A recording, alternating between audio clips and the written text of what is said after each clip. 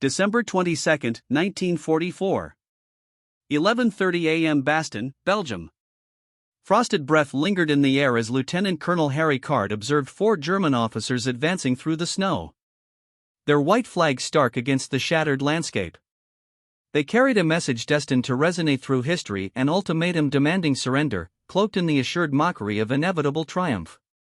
The tide of war was shifting. This time, the U.S. forces in and around Bastogne had been encircled by powerful German armored formations. There was only one option to rescue the surrounded American troops from total destruction: the honorable capitulation of the town. The German officers waited, supremely confident. They had every reason. 18,000 Americans were trapped, surrounded by roughly 30,000 German soldiers with hundreds of tanks. No supplies could reach them. Weather conditions had grounded all Allied aircraft. The nearest relief forces were over 100 miles away. What they did not realize was that 130 miles to the south, General George S. Patton had just made a promise so audacious that even Eisenhower considered it a jest, a promise demanding the movement of an entire army through impossible winter conditions faster than any military unit had ever maneuvered before. The arithmetic of war was about to be rewritten not by superior numbers or advanced equipment, but by the collision of German overconfidence with American resolve, and by the sheer audacity of a general who refused to acknowledge the word impossible. The transformation had begun 6 days prior in the pre-dawn bloom of December 16, 1944. At precisely 5:30 a.m., the Ardennes forest erupted with a ferocity unseen on the Western Front since 1940. 1,600 German artillery pieces unleashed fire simultaneously along an 80-mile front, shells screaming through the frozen air toward unsuspecting American positions.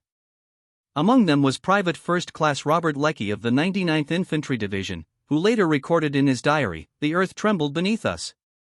Trees shattered into splinters. The very air seemed to scream. We had been told the Germans were finished. We were misled." This was Operation Wacht am Rhein, Watch on the Rhine, Hitler's final desperate attempt to reverse the war's momentum. In absolute secrecy, the Wehrmacht had assembled 410,000 troops, 1,400 tanks and assault guns, and 2,600 artillery pieces. They had moved this massive force through dense Eifel forests at night, maintaining radio silence and using horses to transport supplies to minimize engine noise. General Major Heinz Kokote, commanding the 26th Volksgrenadier Division, noted the moment before the assault. The soldiers stood motionless in the darkness, their breath crystallizing in clouds before their faces. They knew what was at stake. This was no ordinary offensive. It was their last opportunity. The target was the weakest segment of the Allied line, 4 American divisions stretched thin across challenging terrain, many inexperienced in combat or recovering from earlier engagements. The Germans achieved complete tactical surprise. Within hours, entire American units were overrun or retreating in chaos. Yet the German plan had one critical dependency: speed. They needed to seize the crucial road junction at Bastogne within 48 hours. 7 major routes converged their roads. German tanks required to reach their ultimate objective, the port of Antwerp, 125 miles away. Without Bastogne, the entire offensive would stall. General Truppen Heinrich Freiherr von Lettwitz commanded the 47th Panzer Corps, tasked with capturing Bastogne. His forces were formidable: the elite 2nd Panzer Division with 88 tanks and assault guns, the veteran Panzer Lehr Division with 57 tanks, and the 26th Volksgrenadier Division with 17,000 infantry. Racing toward the same objective from the opposite direction was the 101st Airborne Division, the Screaming Eagles. They had been resting in Reims, France, recovering from 72 days of combat in Holland when the call came. No winter gear, no preparation, just grab your weapons and board the trucks. December 17, 9 p.m. The temperature had plummeted to 14 degrees Fahrenheit as the first trucks carrying the 101st Airborne rolled through the night toward Bastogne. Private Donald Burgett of the 56th Parachute Infantry Regiment remembered the trek vividly. Columns of retreating American troops streamed past, some unarmed, many helmetless, shouting warnings through the darkness: "Go back! Go back! They'll kill you all!" One terrified soldier gripped my arm, whispering, "There are thousands of them, tigers, panthers, everything." I pushed him aside. We were not turning back. The convoy stretched for miles, 380 trucks ferrying the division through the night. They had no clear idea what awaited them. Maps were sparse, intelligence inconsistent.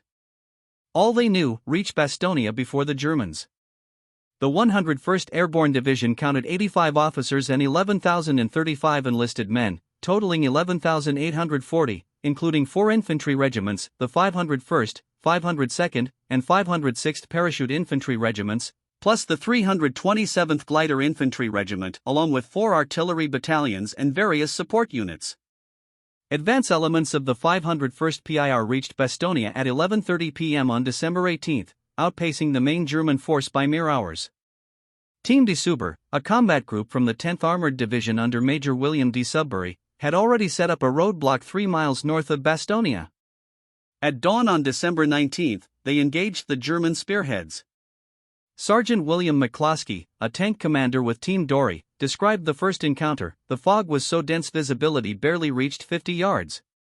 Then came the deep rumble of German armor. When the first Panther emerged, it appeared monstrous. Our 75mm rounds ricocheted off its front armor like ping-pong balls. We had to let them get perilously close to strike from the side. The battle for Nouville raged all day. Team de Zary, with only 15 Sherman tanks, faced the entire 2nd Panzer Division. They held for 48 hours, destroying 31 German tanks before receiving withdrawal orders. Major Desry was severely wounded when a German shell struck his command post, but his sacrifice bought invaluable time. December 20th brought a new commander to Bastogne. Brigadier General Anthony Clement McAuliffe arrived to temporarily lead the 101st Airborne while Maxwell Taylor was in Washington. McAuliffe, an artillery officer by training, known for his calm under pressure, would need every ounce of composure in the coming days. The situation map in McAuliffe's headquarters painted a grim picture. German forces were closing in from 3 directions. The 26th Volksgrenadier Division infiltrated from the south and east. Panzer Lehr pushed from the east. Elements of the 2nd Panzer Division threatened from the north. By noon on December 20th, the final road into Bastogne, the highway to Neufchâteau, was cut. Captain Richard Winters of Easy Company, 506th PR, positioned his men in foxholes along the perimeter. Beyond our lines, we could hear the ominous movement of German tanks in the darkness. The men were digging their foxholes deeper, using helmets and bare hands when entrenching tools broke in the frozen ground. The temperature was near zero. Men's feet were already turning black from frostbite. Inside Bastogne, the civilian population of 3,000 huddled in cellars as German artillery began systematically destroying the town. Renée Lame-Mer, a 30-year-old Belgian nurse, worked tirelessly in the aid station on Rue Neuchâtel, caring for both American and German wounded. She would not survive the siege. The defenders of Bastogne now numbered approximately 18,000 men. The 101st Airborne Division with its 11,840 personnel. Combat Command B of the 10th Armored Division under Colonel William Roberts with approximately 40 operational tanks and 2,800 men. The 705th Tank Destroyer Battalion with their M18 Hellcats, the All-African-American 969th Artillery Battalion, and various other artillery and support units. December 21st dawned. With visibility less than 100 yards. Thick fog mixed with snow, creating a white shroud that made movement nearly impossible. The U.S. Army Meteorological Report described conditions as extremely adverse for any military operations. 4. The Germans, this weather was a gift. It grounded the Allied fighter bombers that had terrorized German columns since D-Day. Oberstleutnant von Lau, commanding elements of the 2nd Panzer Division, noted, "The weather is our ally. Without their aircraft, the Americans are just men like us, and we have more tanks." But the weather cut both ways. German tanks struggled through the mud created by alternating freeze and thaw cycles. Fuel consumption doubled as vehicles fought through the mire. Supply trucks jackknifed on icy roads. Wounded Men froze to death before medical aid could reach them. Inside Bastogne's perimeter, ammunition was running dangerously low. The artillery was rationed to 10 rounds per gun per day. Medical supplies were virtually exhausted after the capture of the medical company on December 19. Morphine had to be reserved for only the most severe casualties. Food supplies dwindled to 1 meal per day. Private First Class James Sims of the 101st later recalled, "We were eating snow for water. My buddy next to me in the foxhole had his feet frozen to his boots. When the medic finally cut them off, his toes came off with them. He didn't even cry. He was beyond feeling anything." 130 miles south of Bastogne at Verdun, a very different scene was unfolding on December 19. In a cold, damp French barracks heated by a single pot-bellied stove, Supreme Commander Dwight D. Eisenhower had called an emergency conference of his senior commanders. The room was filled with the top brass of the Allied forces: Field Marshal Bernard Montgomery, Lieutenant General Omar Bradley, and Lieutenant General George S. Patton. Major General Kenneth Strong, Eisenhower's intelligence chief, had just finished briefing them on the German breakthrough. The silence that followed was oppressive. Eisenhower broke it with words that would define the American response. "The present situation is to be regarded as one of opportunity for us and not of disaster. There will be only cheerful faces at this conference table." Patton immediately grinned. "Hell, let's have the guts to let the sons of go all the way to Paris. Then we'll really cut them off and chew them up." Eisenhower turned serious. "George, I need you to attack north." "How quickly? Can you disengage from your current offensive and pivot toward Bastogne?" What Patton said next stunned every officer in the room. "I can attack with 3 divisions in 48 hours. The room erupted in disbelief. Air Chief Marshal Arthur Tadar actually laughed, moving an entire corps 90 degrees in winter conditions across 100 m of icy roads in 48 hours. It was impossible. Eisenhower's face flushed. "Don't be fatuous, George. If you try to go that early, you won't have all 3 divisions ready, and you'll go piecemeal. You'll be destroyed." But Patton wasn't boasting. For 3 days, his brilliant operations officer, Colonel Oscar Coe, had been warning him about the German buildup in the Ardennes. Patton had already prepared 3 different operational plans for exactly this contingency. He had prepositioned fuel dumps, ammunition supplies, and medical units along potential routes north. "I'm not being fatuous, Ike," Patton replied calmly. "I've already issued preliminary orders. My staff is working on 3 possible axes of advance. All I need is your word." He pulled out a map and showed Eisenhower the routes. "I'll use Milliken's 3rd Corps. The 4th Armored will lead, followed by the 26th and 810th Infantry Divisions. We'll hit them from Arland, drive through to Bastogne." Eisenhower studied the map. The distance was staggering. The weather was abysmal. The roads were sheets of ice. But Bastogne had to be relieved. "When can you start?" "December 22nd. Morning." "Do it." As Patton left the meeting, he called his headquarters with a prearranged code word: "Play ball." Those 2 words set in motion one of the most remarkable operational maneuvers in military history. Within hours, 133,000 vehicles began moving north. The entire Third Army, 250,000 men, had to be reoriented. Supply dumps that had been positioned for an offensive into Germany had to be relocated. 20,000 miles of telephone wire had to be rerung.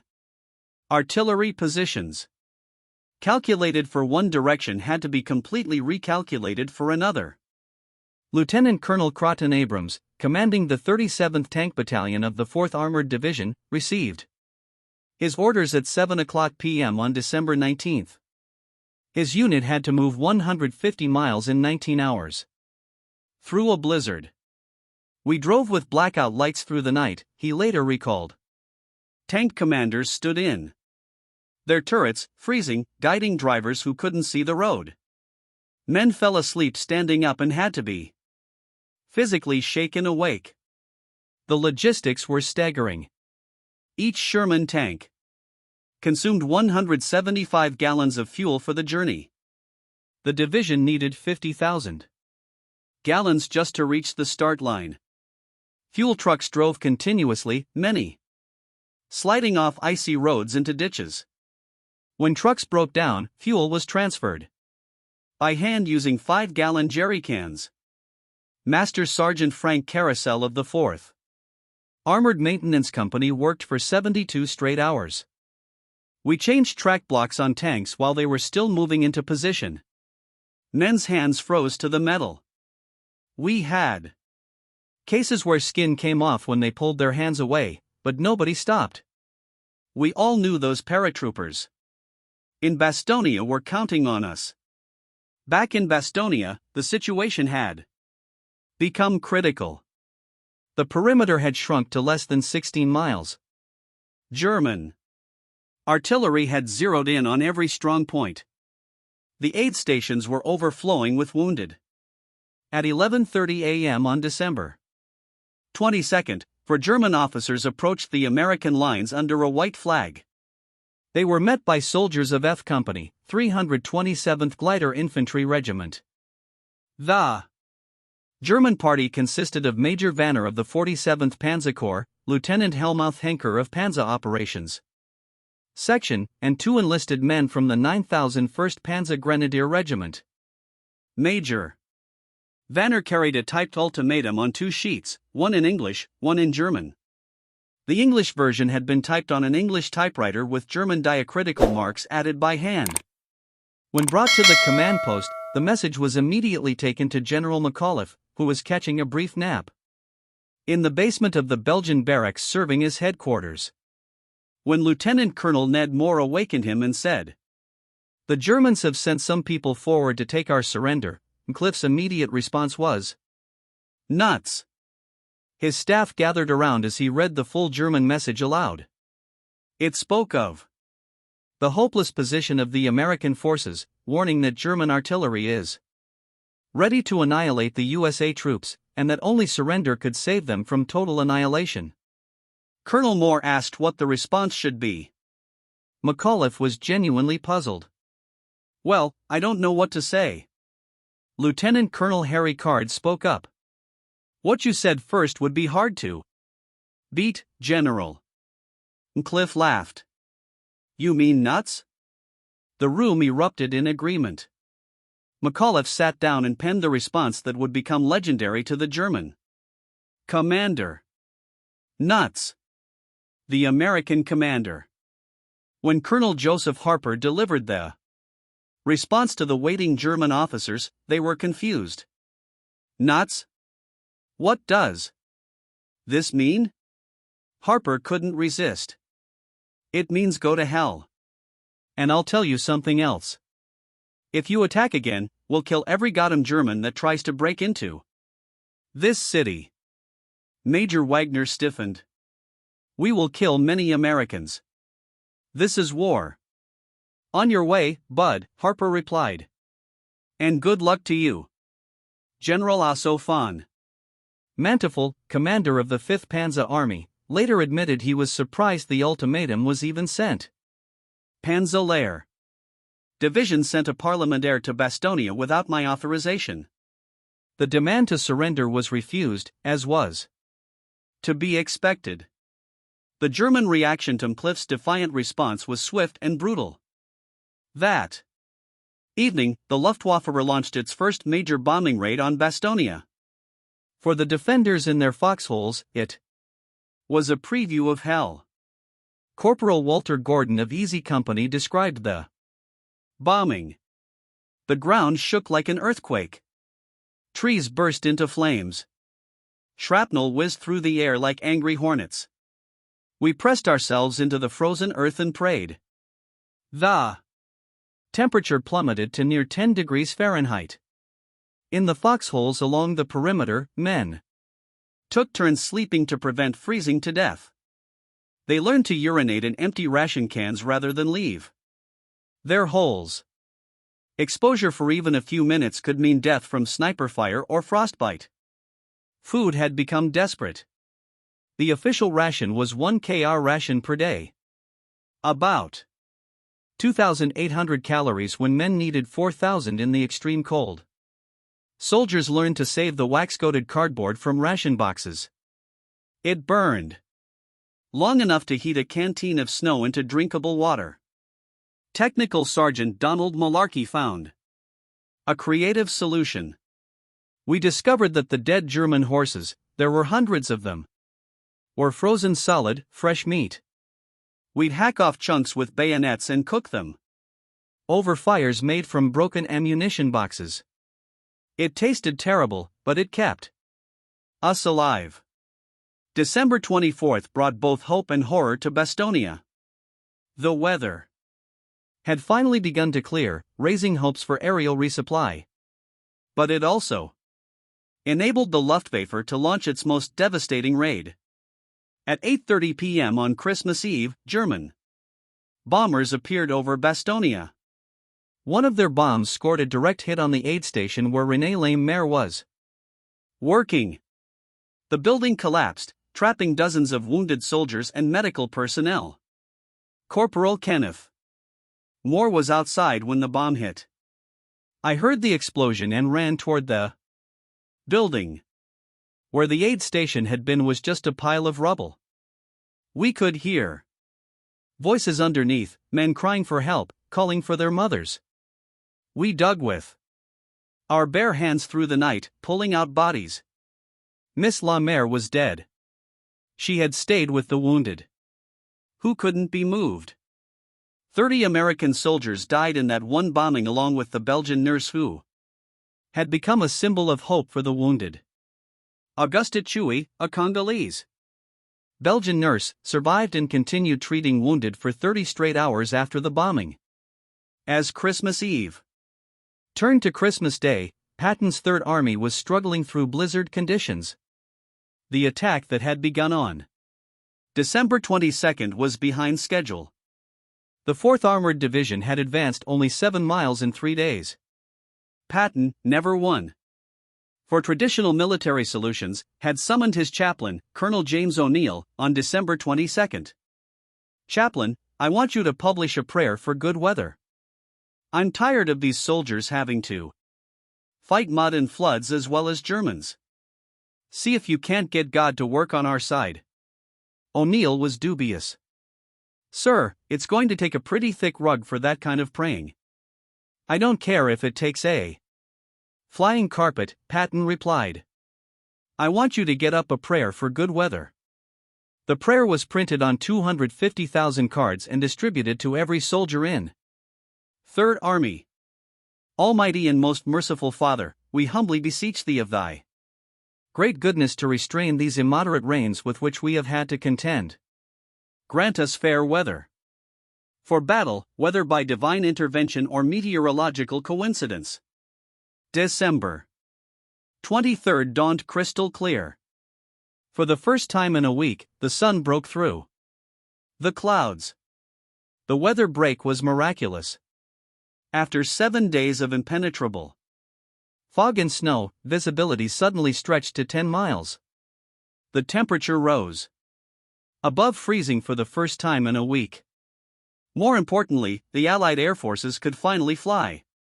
At 9:50 a.m., the first Pathfinder aircraft appeared over Bastogne, dropping colored smoke to mark drop zones. By 11:50 a.m., the sky was filled with C-47 transport planes, 241 of them in perfect formation. Sergeant Jack Agnew of the Pathfinder team recalled, we popped purple smoke to mark the drop zone. Then we heard them, a low rumble that grew into a roar. The sky turned dark with aircraft. The most beautiful sight I'd ever seen. The paratroopers in Bastogne erupted in cheers.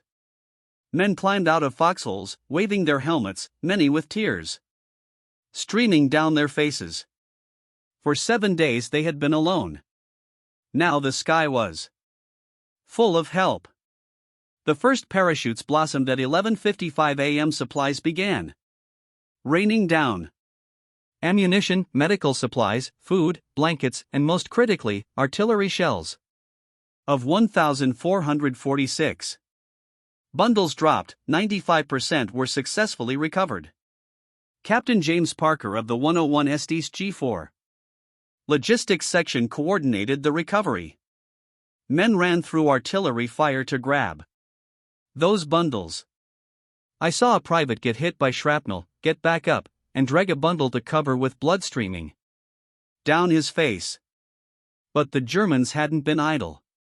Anti-aircraft guns positioned around Bastogne opened fire. The C-47S had to fly straight and level at 1,000 feet to drop accurately. They were sitting ducks. By December 26, aircraft had delivered 1,020.7 tons by parachute and 92.4 tons by glider. The biggest airlift came on December 26 with 289 planes flying the Boston Run. At 2:45 a.m. on Christmas morning, German artillery launched the heaviest barrage yet on Bastogne. For 2 hours, shells rained down on the American positions. Then, at 5:30 a.m., 18 Panzer Mark V tanks of the 15th Panzer Grenadier Division, accompanied by infantry in white camouflage, attacked the western perimeter. The attack was led by Lieutenant Colonel Wolfgang Mahler. His orders from General Cocotte were simple. Bastogne must fall today. It is the Führer's Christmas wish. The German tanks broke through the first line of foxholes held by Company A, 327th Glider Infantry. Private First Class Kenneth Hendris was in the second line. The ground was shaking from the tank engines. In the dawnlight, they looked like monsters. Our bazooka rounds bounced off their armor, but the Americans had positioned their tank destroyers perfectly. The M18 Hellcats of the 75th Tank Destroyer Battalion had been hidden in rubbled buildings. As the German tanks passed, they opened fire from the flanks. Sergeant Bill Harper commanded one of the Hellcats. We let them roll past, then hit them in the ass where the armor was thin. My gunner, Corporal Johnson, was incredible. 5 shots. 3 kills. By 1,000 a.m., all 18 German tanks were burning wrecks. Nearly 400 German soldiers lay dead in the snow. 1 captured German officer told his interrogators, "Your defense was magnificent. We knew after this morning we could not take Bastogne." General McAuliffe issued his Christmas message to the troops, recounting the German surrender demand in his reply, adding, "We have stopped cold everything that has been thrown at us from the north, east, south, and west." December 26, 4:00 p.m. Lieutenant Charles Bogus, commanding Sherman Tank Cobra King of the 37th Tank Battalion, peered through his periscope at the Belgian village of Assaninoa, just 4 miles from Bastogne. For 4 days, the 4th Armored Division had been fighting through German positions, advancing yard by bloody yard. The final assault began at 2:20 p.m. Lieutenant Colonel Croton Abrams ordered his battalion forward while calling for artillery support. "I want every gun you've got," he radioed. Within minutes, 2,340 artillery rounds were falling on German positions around the Seine-Noire. Boggas recalled the moment. "I could see German troops running from their foxholes as our artillery walked through their positions." When the barrage lifted, Abrams gave the order, "Move out." We charged through at full speed, all guns blazing. Private James Hendris, bow gunner in Cobra King, described the breakthrough. "We went through that town like a hot knife through butter. Germans were shooting at us from windows, doorways, everywhere. Our 75mm main gun was swinging left and right, firing point blank into buildings. At 4:50 p.m., Cobra King crested a small rise and Bogus saw American soldiers ahead. They were engineers of the 326th Airborne Engineer Battalion, the outer perimeter of Bastogne's defenses. "Come on in," shouted the engineers. "You're the first tanks we've seen in 10 days. Bogus radioed Abrams. "Contact with friendly forces established." The siege was broken, but the cost had been terrible. The 37th Tank Battalion had lost 5 killed, 22 wounded, and 5 missing in the breakthrough. The 53rd Armored Infantry Battalion suffered 30 killed and 180 wounded. But the corridor, though only 400 yards wide, was open. The news of the breakthrough spread through Bastogne like wildfire. Men who had been conserving every round of ammunition fired entire clips into the air in celebration. Wounded soldiers in the aid stations cheered despite their pain. General McAuliffe, maintaining his characteristic calm, simply said, "We're glad to see you boys."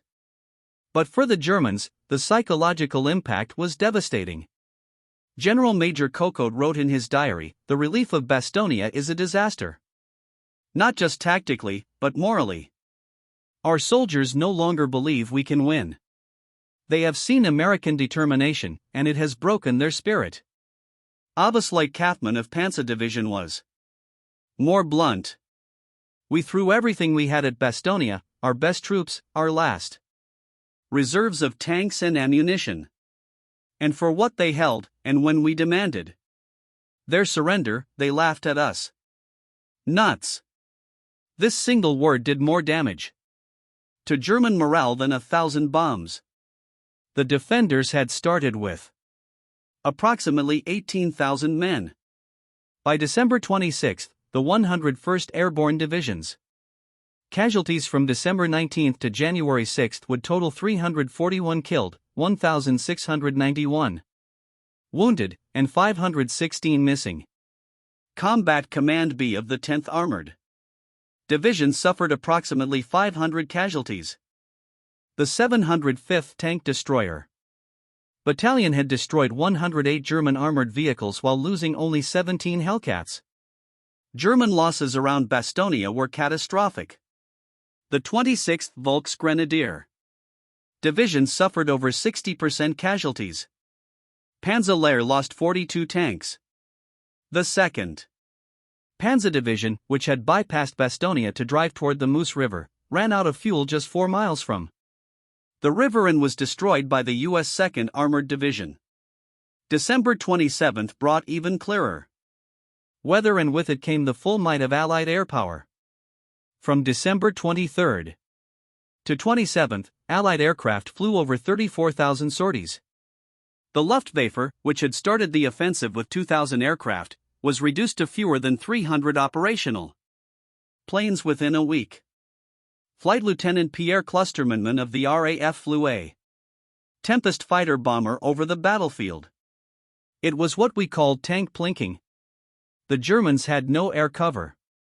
We would dive from 8,000 feet, release our rockets at 2,000 feet, and pull up.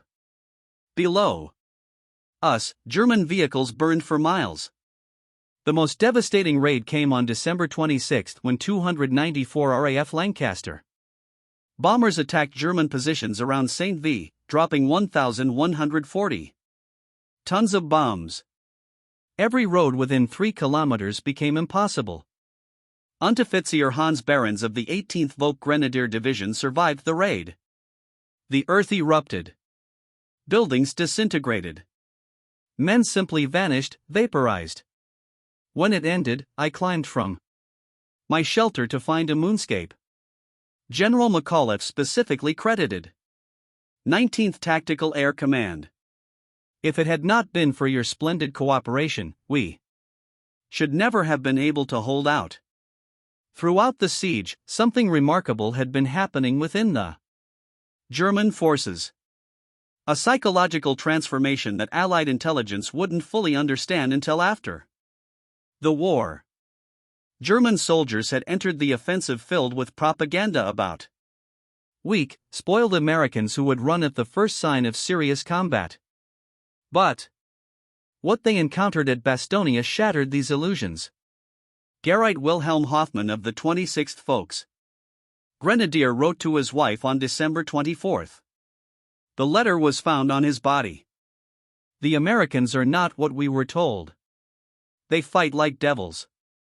Yesterday I saw a single American machine gun crew hold off an entire company for 3 hours. Major Yen Craig of Panzer Division was captured on December 27. His interrogation statement was remarkable. You have won not because of your numbers or weapons, but because of spirit. At Bastogne, we learned that American soldiers are warriors.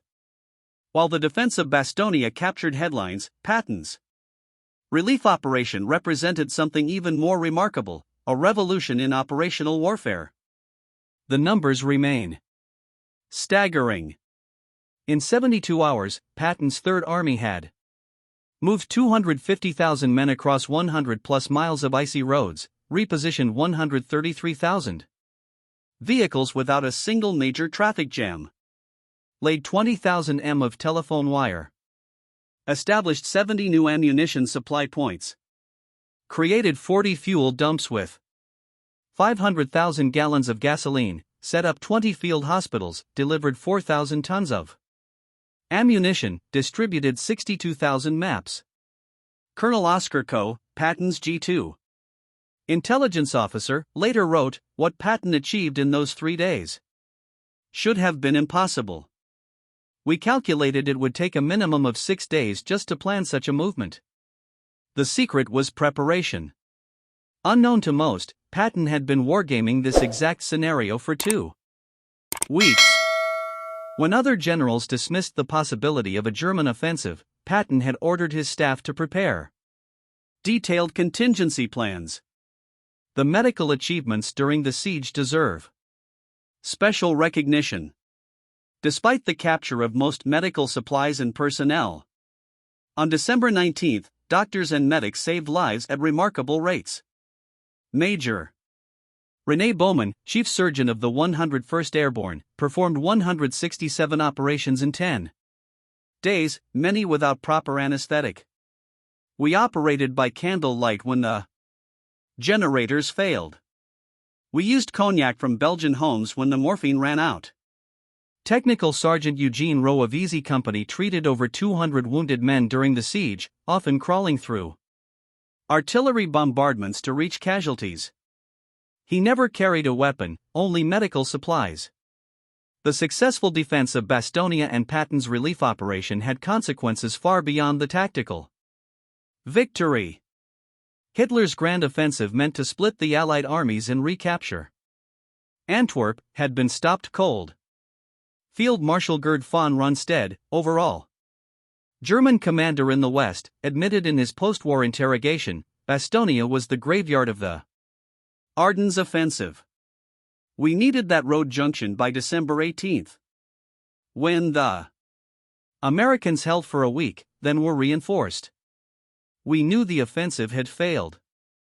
The Germans had committed their entire strategic reserve, 25 divisions, to the offensive.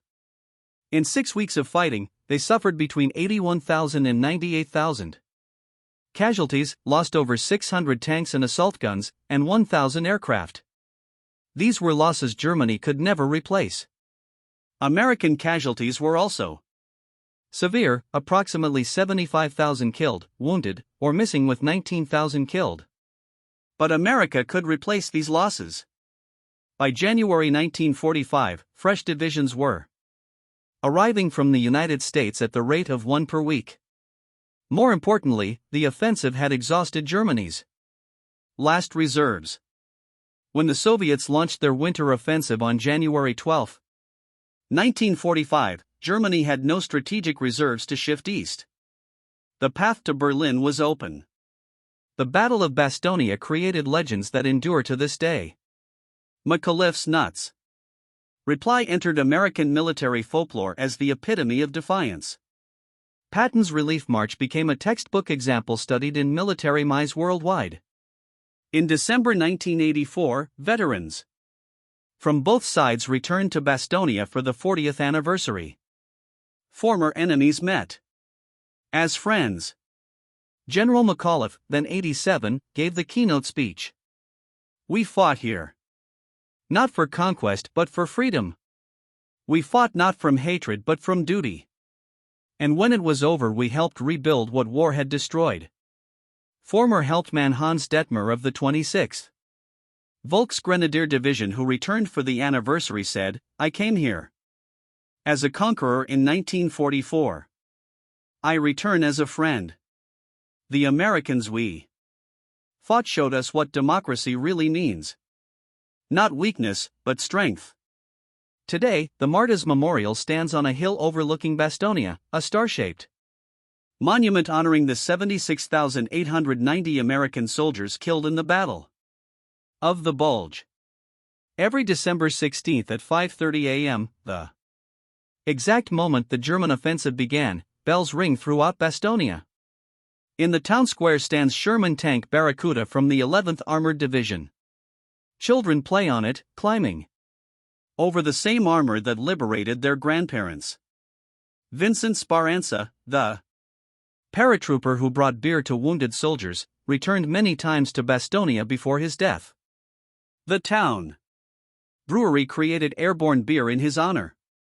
At his final visit in 2019 at age 96, he raised a glass and said, "To the boys who didn't come home, to the people who never forgot, to freedom." The final statistics of the Bastogne operation remain staggering. American forces at Bastogne initial garrison 18,000, including 11,840 from 101st Airborne. Combat Command B 10th Armored 40. Operational tanks. Total American casualties at Bastogne approximately 4,500. German forces committed to Bastogne. Initial force 25,000 to 30,000, eventually increased to approximately 55,000. German casualties around Bastogne 15,000. Plus, tanks lost over 100. Patton's relief force 250,000 men pivoted north. 133,000 vehicles moved. 100+ mile advance in winter conditions. Breakthrough achieved in 5 days. Supply operations 1,200 tons delivered by air. 961 C-47 sorties flown. 241 aircraft on December 23 alone. 95% recovery rate of air-dropped supplies. Weather data. 168 consecutive hours below freezing. Lowest temperature approximately 10 degrees Fahrenheit. Visibility December 19 to 22, less than 100 yards.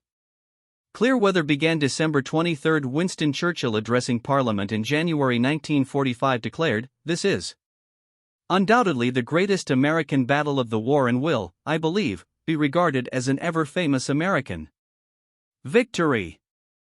Field Marshal Bernard Montgomery acknowledged, "The Americans at Bastogne wrote one of the most remarkable chapters in military history. Their stand will be remembered as long as men revere courage." Yet perhaps the most fitting homage came from former Wehrmacht General Heinrich von Luttwitz, whose 47th Panzer Corps had encircled Bastogne.